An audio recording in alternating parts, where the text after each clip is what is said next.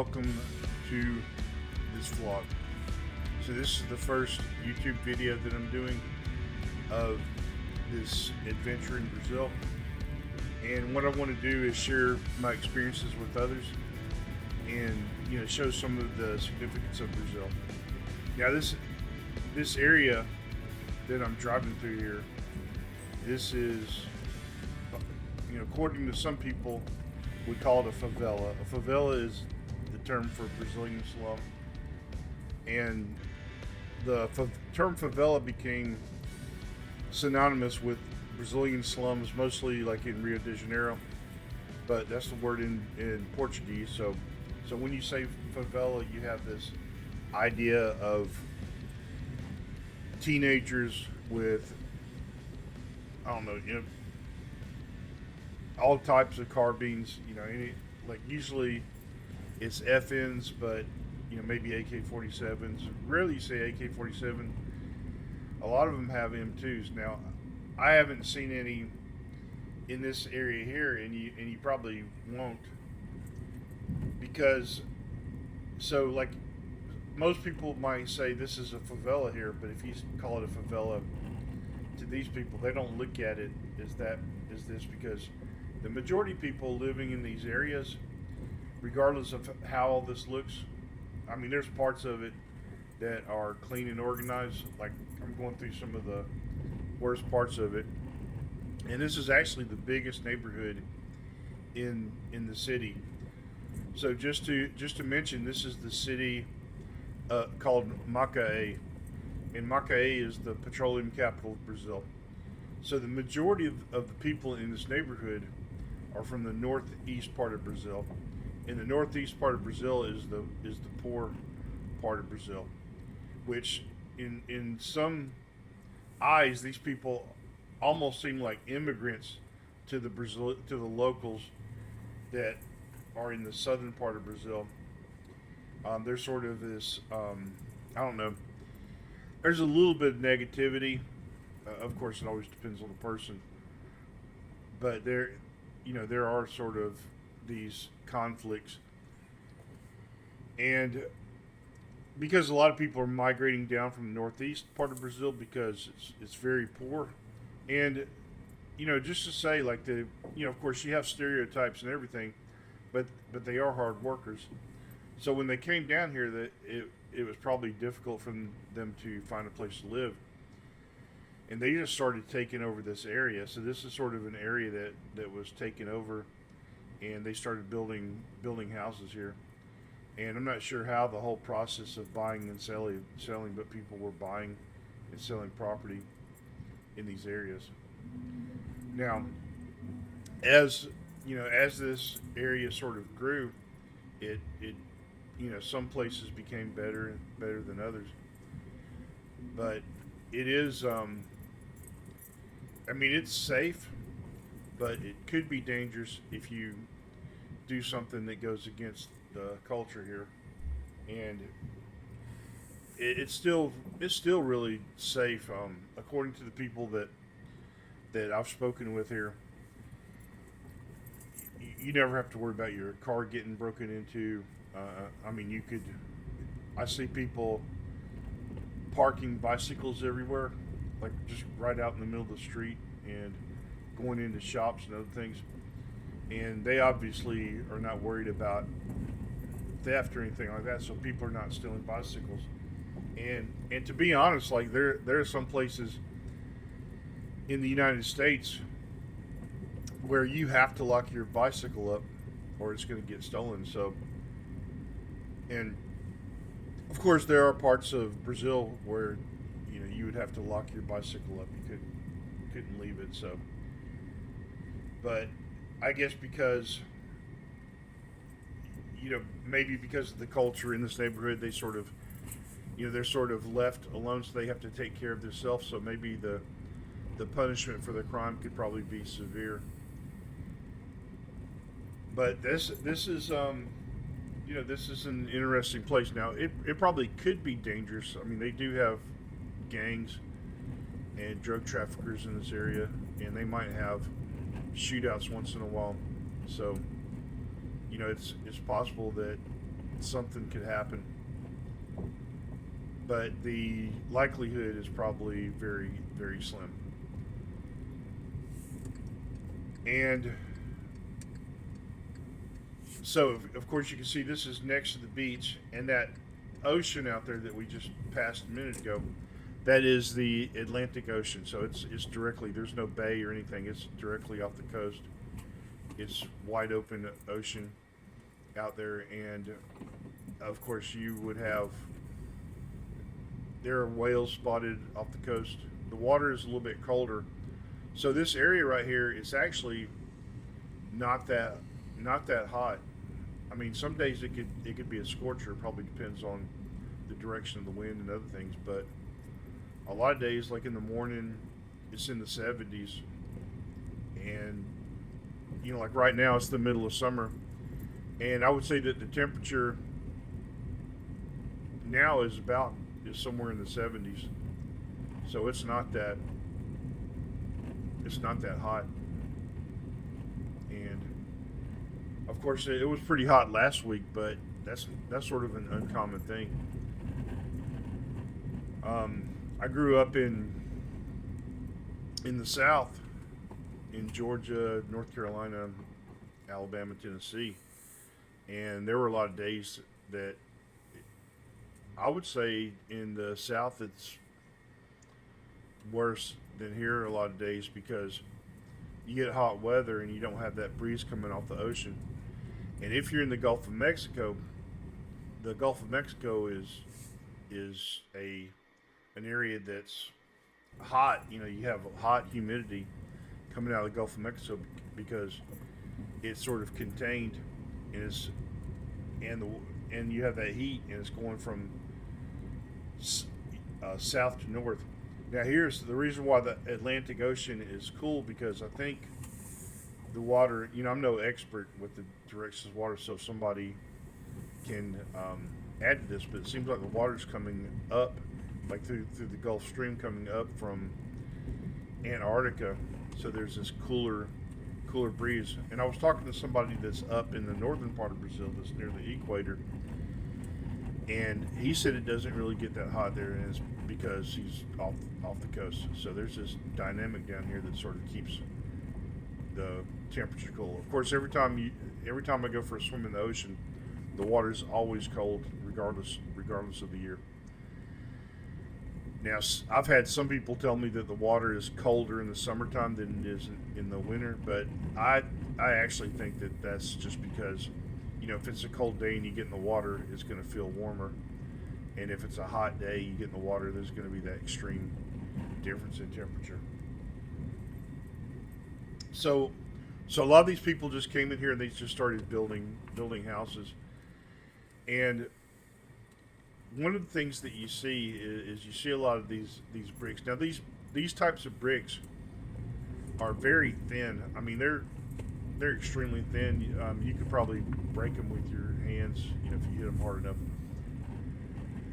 But they're supposed to be covered with some sort of stucco. See, like this place right here is sort of covered with stucco, and so you have this situation where people will start building, but they don't finish it. They might get it to the point where it's livable, or they slowly build their houses. So there's no pressure for them to build their houses quickly. So what a lot of people do is they build their houses as they have money. So they might someone might come in and they might build a bedroom, a kitchen, and a bathroom. So they put that in there just enough to get by. And then they start building the rest of their house as they have the money. And since this is a place that was taken over by the Northeast people, or by people coming in, they weren't necessarily all from the Northeast. They're people from all parts of Brazil in here. But since it was sort of taken over, there is this difficulty for them to get loans from the bank. So they have to use other means in order to invest in the properties and so forth. And So now, if when you look at the local population, all right, so the local population, maybe you could say the indigenous population, is not necessarily, I wouldn't say that it's necessarily,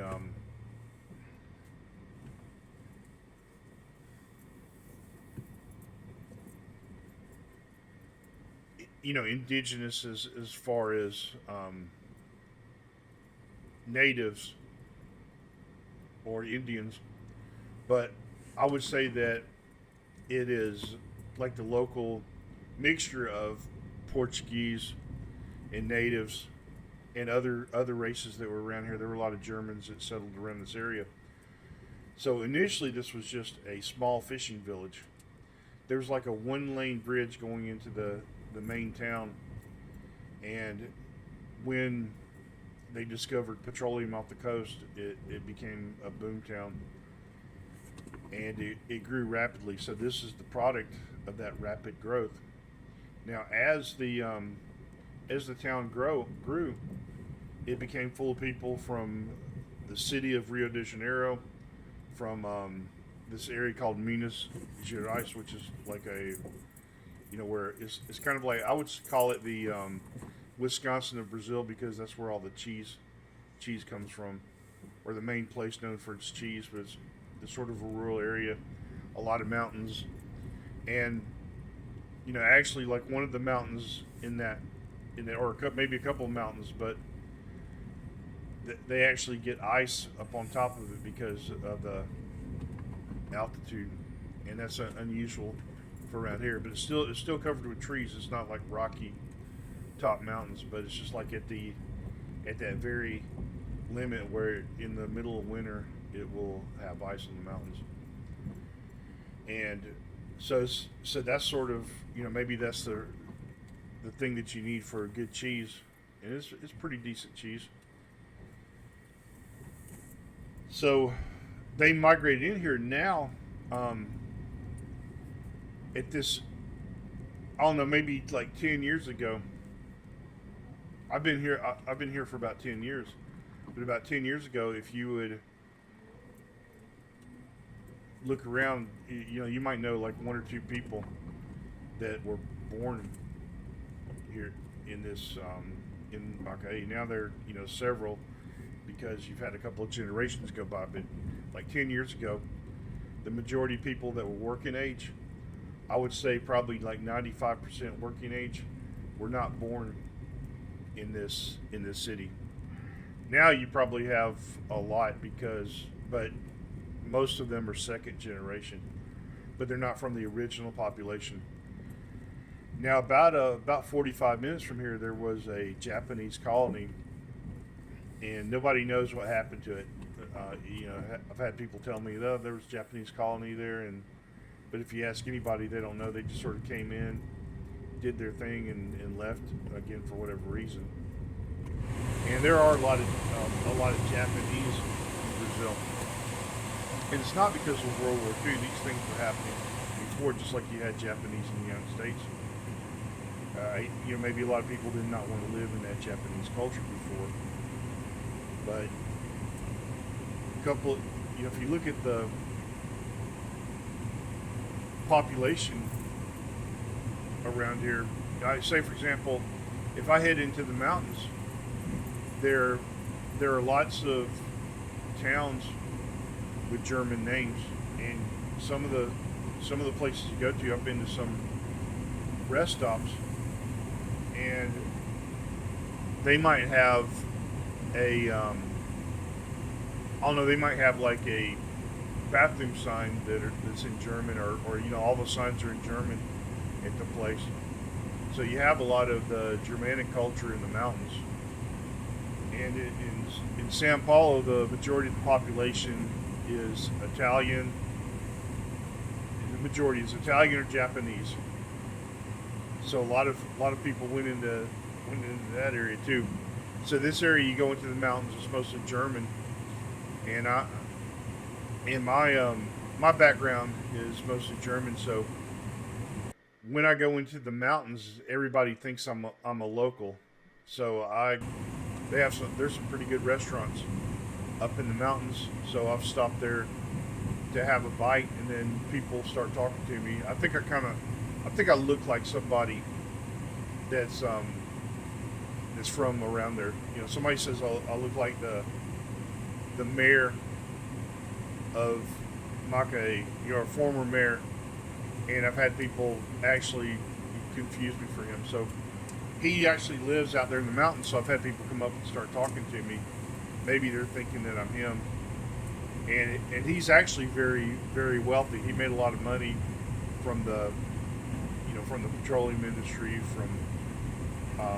Of course, people have to pay to get into these industries, sort of like a bribe, and foreign companies have to pay royalties in Brazil, in this town. So you can look at, a tremendous amount of royalties went into this town, and look at the condition.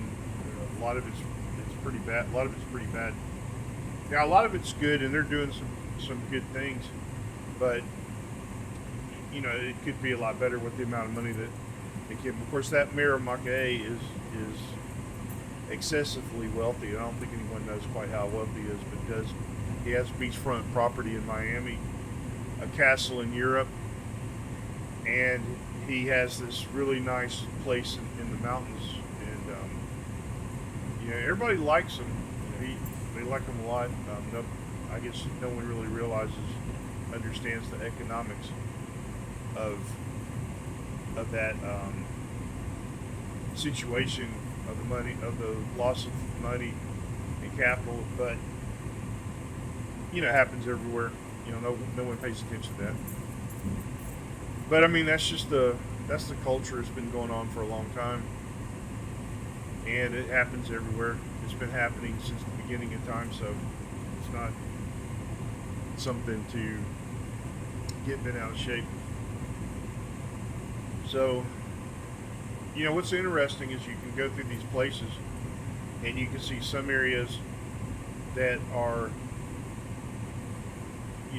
kind of kept up or well done to some degree, and then others that are in bad condition. And looking into the Atlantic, you can see,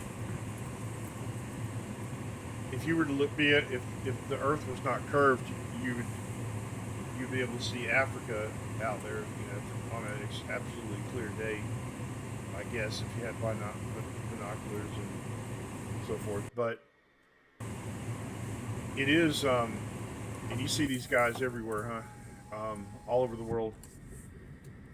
So that's like straight in the Atlantic. Those islands there, I think they're pretty much uninhabited, but people can go there for whatever reason.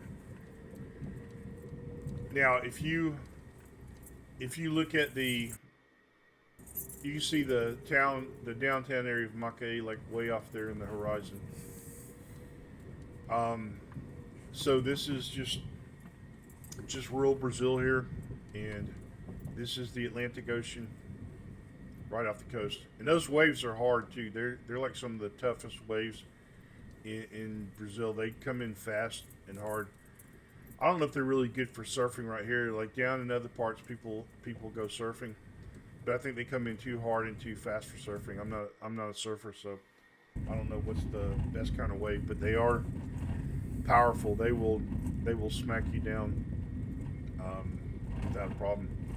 I was at the beach one day, and this wave was coming in, and I just sort of dug myself in the sand to keep from being like pushed around, and sort of got in a football stance to some degree, and linebacker maybe, and that wave sort of hit me, and it hit my knee, and it kind of blew my knee out. Like I don't know, it sort of maybe I'm not sure exactly what it did, but it seemed like my tendon was damaged, and I was limping around for a year maybe, till it finally got better. So those waves are tough. So I, at that point, I decided I'm not going to stand against Mother Nature anymore.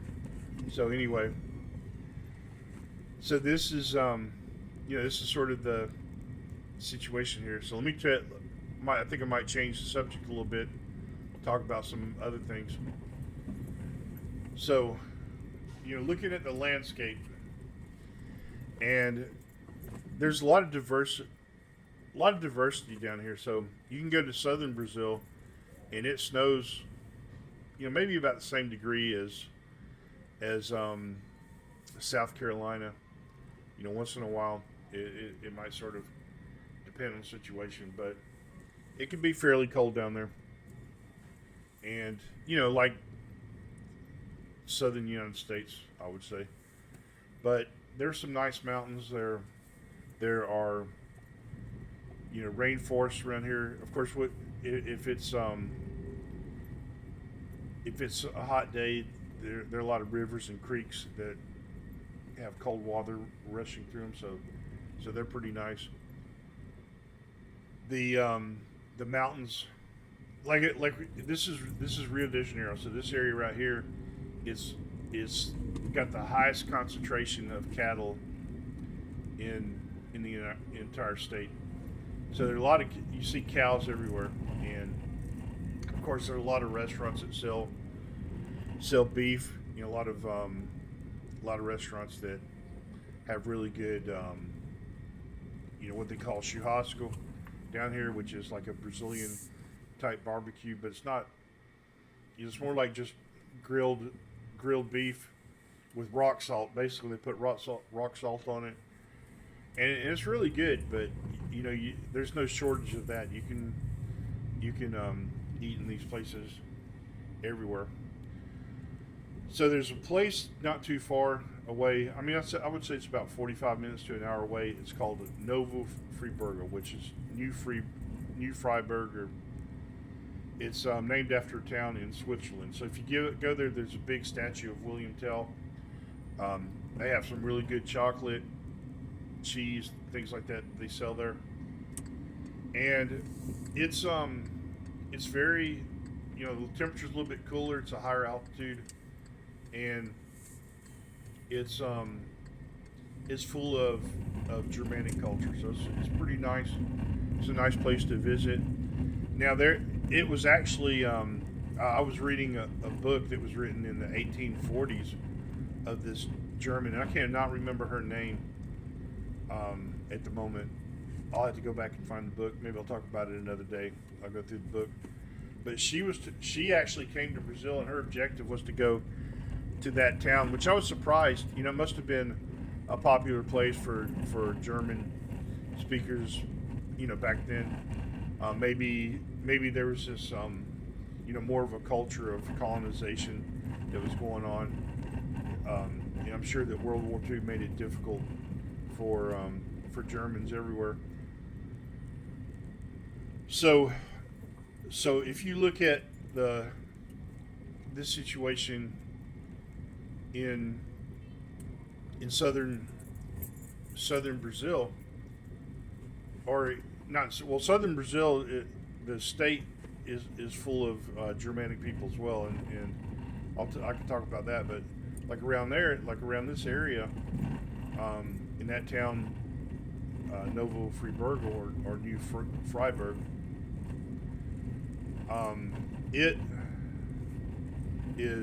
it's very interesting in that somebody that was mentioned, because it seems like it's not even really known about. There's supposedly a really good waterfall there, according to the book that I read.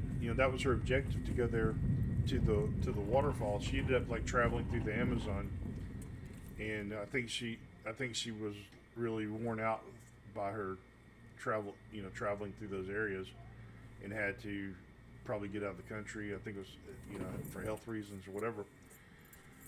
But it was interesting that was mentioned, and I was trying to see if I could find the waterfall. But the thing is, they had several waterfalls there. These dogs are all over the place down here, they could be a problem sometime. So anyway,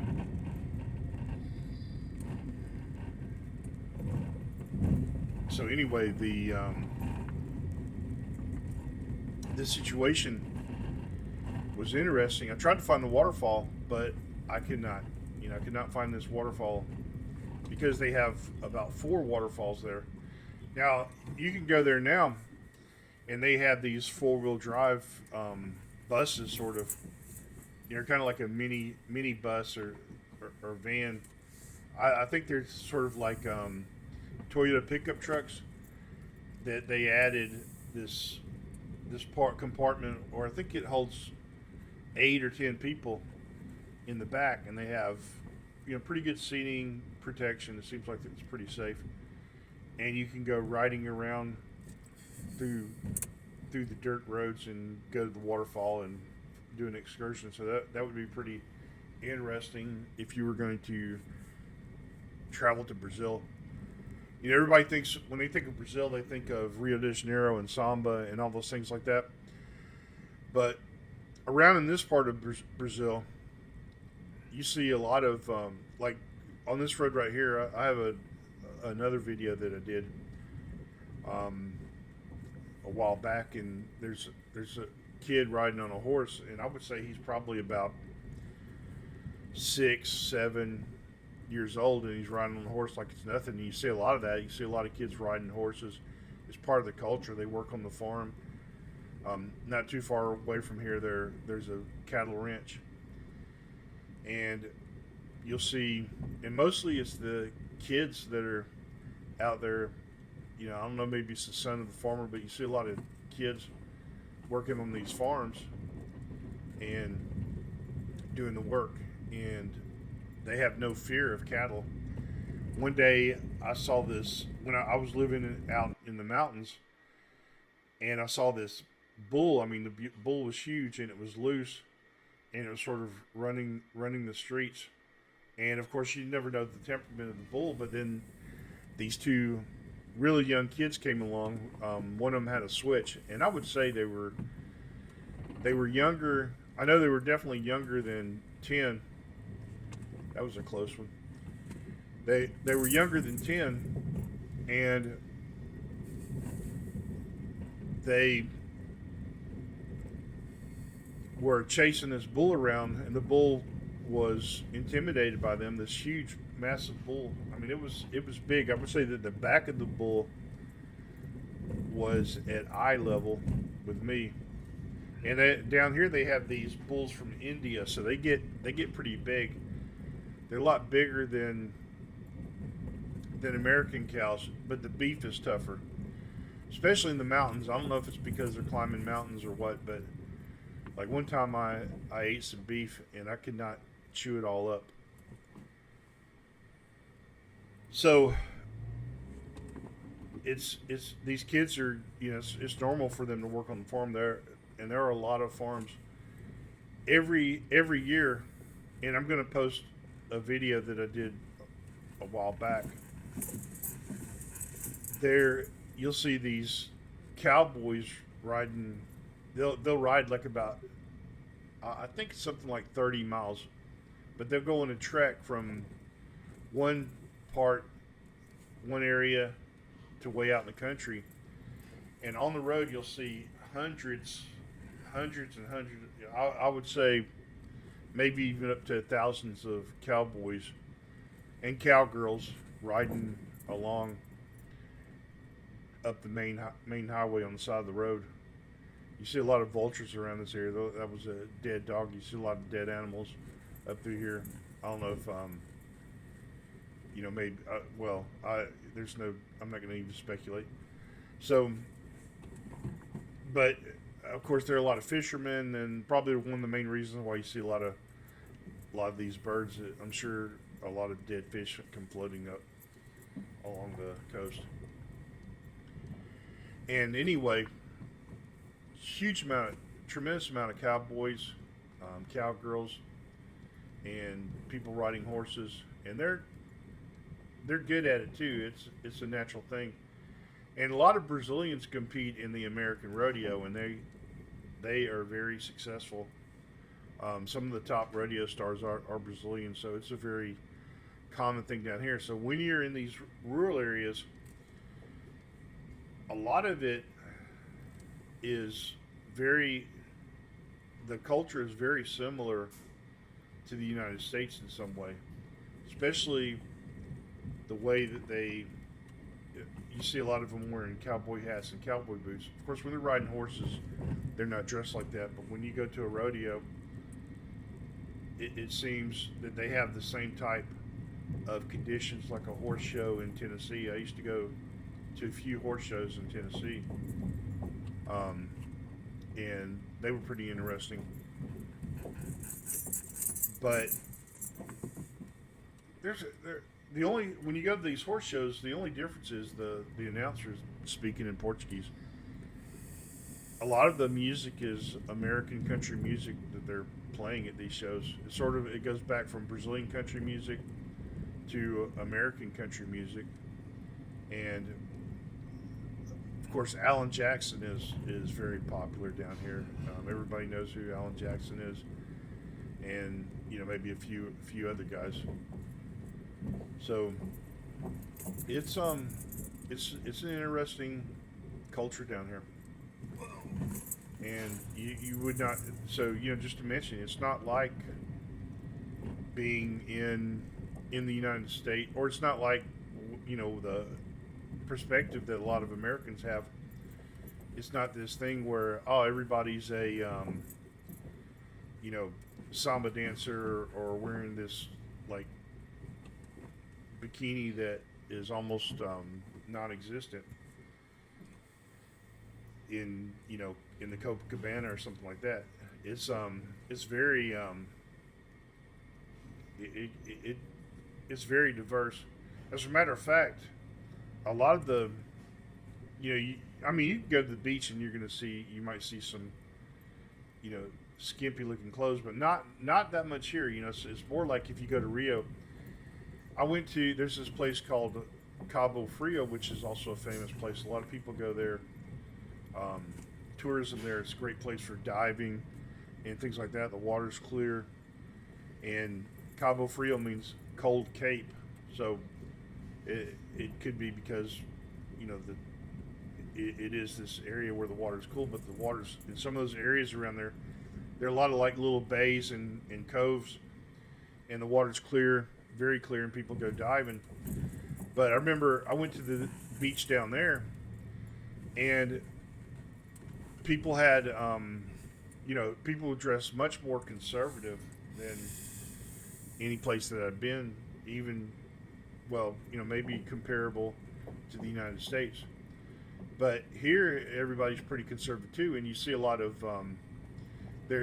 so a lot of these people that came from the Northeast that sort of took over, they're mostly evangelicals, and the indigenous population, they were mostly Catholic. So the majority of people down here that sort of took over are very extremely conservative. There's sort of a lot of them are like Pentecostal type backgrounds where if you go through here, you'll see the women wearing like long skirts, and there's this very conservative dress code around here. So you'll see a lot of that.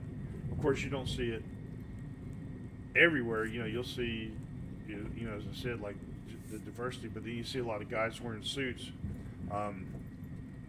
Especially like on Sundays, or like at the evening time, because sometimes there's always like a church service going on when you're riding around. So especially like on Sundays, and usually they don't really have morning church services. That's one of the things, because like in the U.S. they're always having these like morning church services everywhere, and maybe I think it's because of the heat. So they usually have the services at night, and so like whenever you go in, especially like in this neighborhood that we were just in, you go in there in that area at night, you see this like people everywhere, women dressed up very conservatively, and guys wearing suits and ties, walking down the street, or even riding a bicycle. So some people down here, they don't have a car. Their mode of transportation is bicycle. So you might see a family on a bicycle, like the husband riding a bike, the wife maybe sitting on the handlebars or sitting behind the husband, and then maybe a child on the handlebars, or I don't know. There's like so many configurations. It's pretty amazing how many people they could fit on a bicycle or a motorcycle, but they're all wearing suits, or they're walking down the street like toting this massive Bible. So it's kind of like you see that. So that's one of the things that you might see, but it's extremely diverse, and nobody's fighting with each other.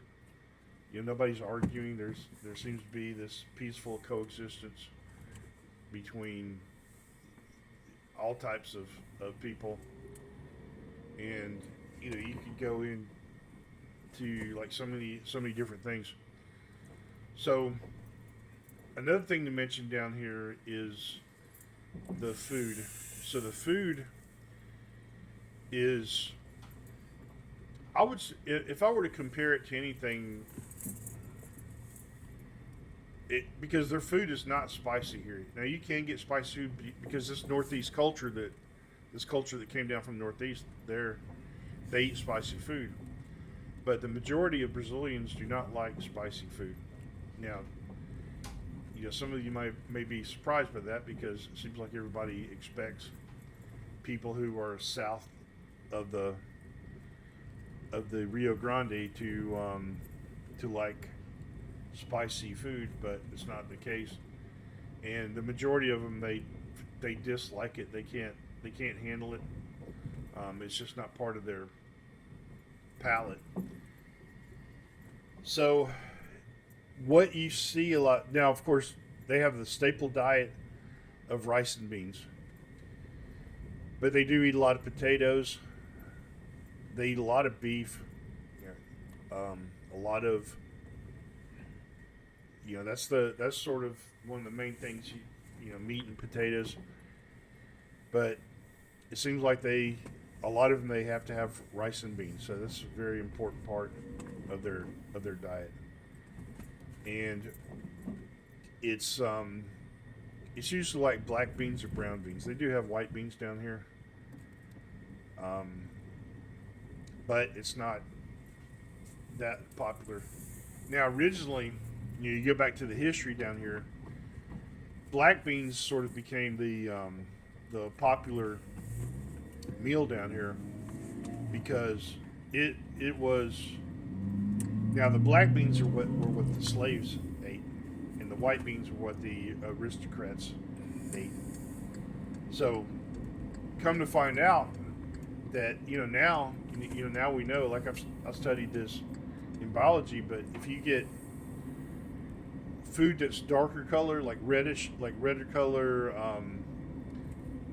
vegetables, the red, means it has some things in it that's better than others. It's been a while since I studied biology.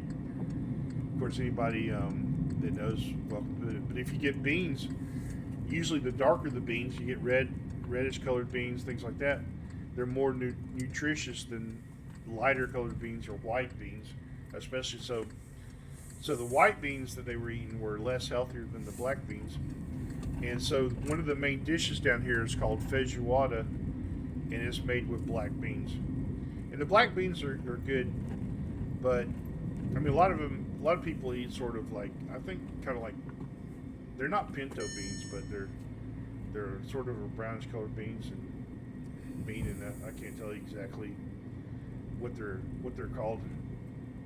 So, but there are a variety of things down here: potatoes, bell peppers, and a lot of these things are added into the diet.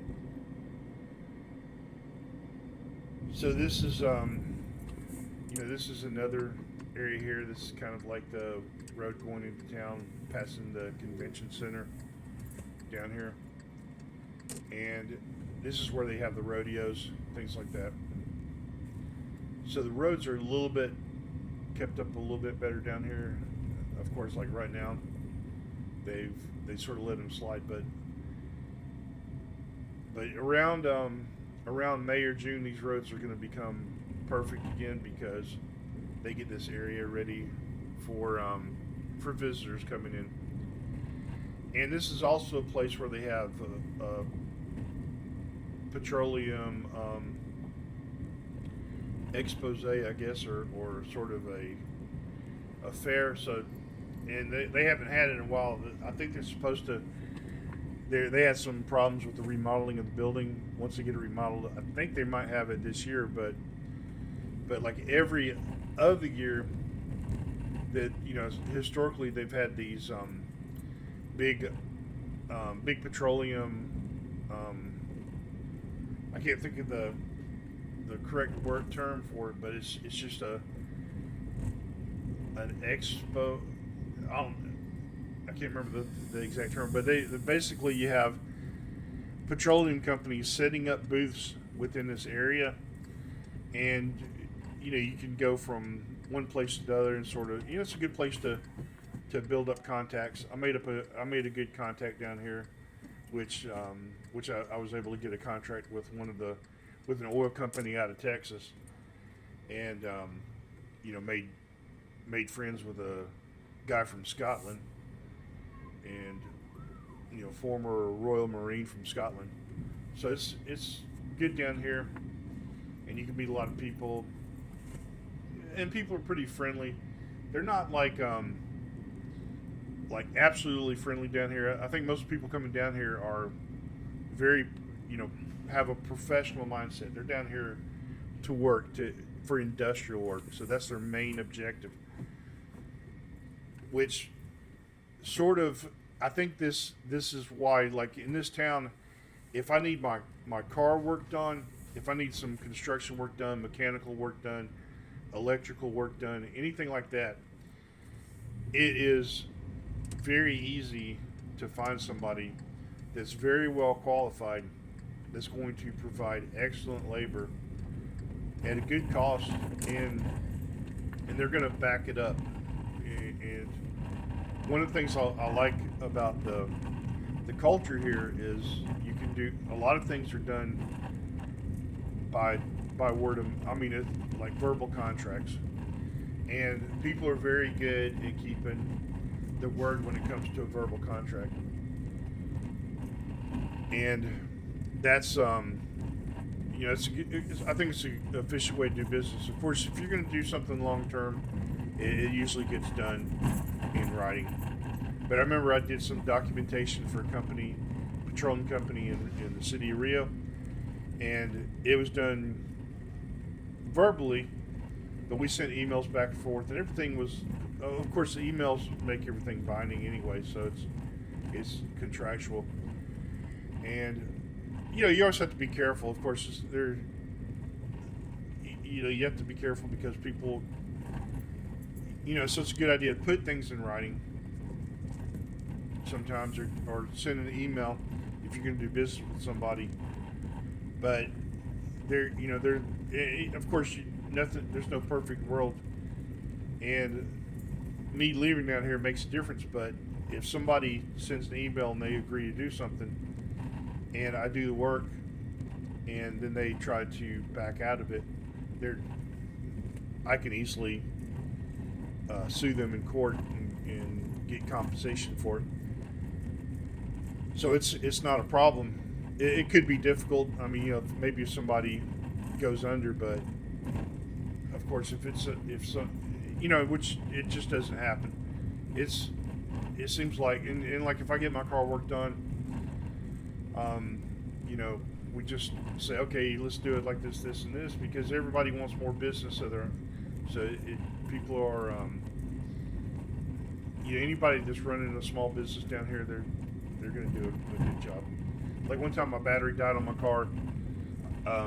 I called somebody, the guy that I bought the car from us. He gave me a phone number. I called this guy, and he was there in my car on a motorcycle. And I would say like 5 minutes, had the right battery, installed it in another 5 minutes, and it was pretty cheap. I don't remember the exact price, but it was a good deal. So thanks for watching, and I hope you enjoyed. Tune in again because there will be more videos. I have some videos that I did in the past and some that will do in the future. Cowboys, beaches, lots of things to see. You're going to enjoy it. So thank you very much for watching, and be prepared for some good videos that you will see in the future. I will go into a lot of different topics like quality of life. I'll go into more about cuisine and other things that you should enjoy. So check back in. Make sure you like and ask questions. Feel free to make comments. Ask me anything about Brazil. I'll do my best to answer the question. If I know I'm going to go into more detail about history and other things that's going on down in Brazil, what a house is like, and how things work down here. So any questions, feel free to ask. Thanks for watching. Get ready again, for the adventure of a lifetime as we soon. take you on an exhilarating ride through the diverse landscapes of Brazil. In our captivating video, we'll transport you from bustling cityscapes to picturesque coastal roads and awe-inspiring mountain passes. Feel the wind in your hair as we cruise along the iconic beaches of Rio de Janeiro, capturing the vibrant energy of the breathtaking views. Marvel at the majestic waterfalls, where nature's power takes center stage. Prepare to be amazed as we navigate the serpentine roads of the tropics, where lush greenery and exotic wildlife surround you at every turn. Immerse yourself in the vibrant colors and rhythmic beats of Rio, as we explore the heart of Brazil's cultural heritage. Join us on this epic road trip as we uncover hidden gems and must-visit destinations, sharing insider tips and fascinating stories along the way.